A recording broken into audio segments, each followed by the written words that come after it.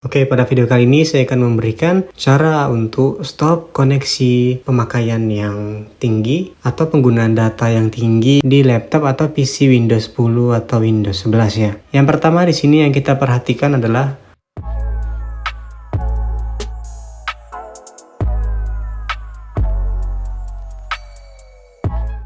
untuk konsumsi data paling banyak itu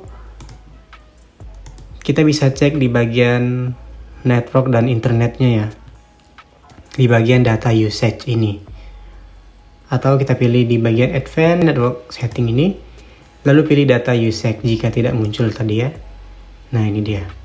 Jadi di sini kan menggunakan koneksi WiFi dan tertera di sini untuk penggunaan paling banyaknya ya. Misalnya di sini penggunaan paling banyak adalah sistem. Jadi kita harus cek apakah ada pembaharuan dari sistem. Biasanya Windows Update itu yang akan menggunakan koneksi di Windows-nya ya, yang paling banyak biasanya. Nah, dalam hal ini kita bisa atur penggunaan datanya dan melakukan limit ya. Nah, di sini di bagian enter limit ini kita masukkan, dan di sini tipenya bulanan atau mingguan atau harian.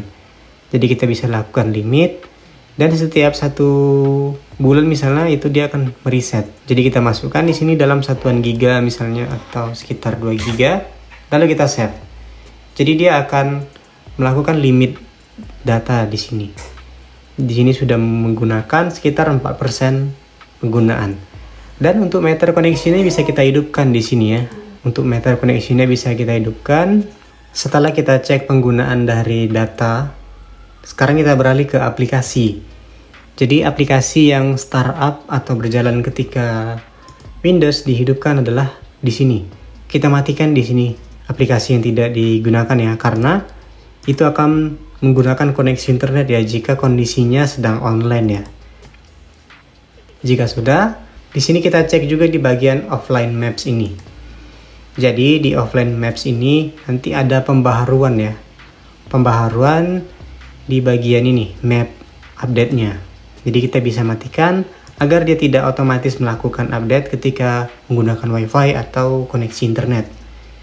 Nah, seperti itu. Jika sudah, kita bisa melakukan cek juga di bagian Windows update-nya ya. Kita bisa melakukan cek di bagian Windows update. Nah, di sini pastikan di sini sudah statusnya you are up to date. Jadi sediakan waktu untuk melakukan update Windows-nya agar ketika melakukan update itu tidak gagal ya. Hal yang menyebabkan penggunaan sangat besar itu karena downloadan yang diinstal di Windows Update itu tidak berjalan dengan sempurna, sehingga terus melakukan download dan melakukan download selalu. Padahal jika kita selesaikan downloadnya satu persatu dan sudah statusnya you are up to date, itu tidak akan menggunakan kuota yang sangat banyak. Jadi pastikan di sini sudah update.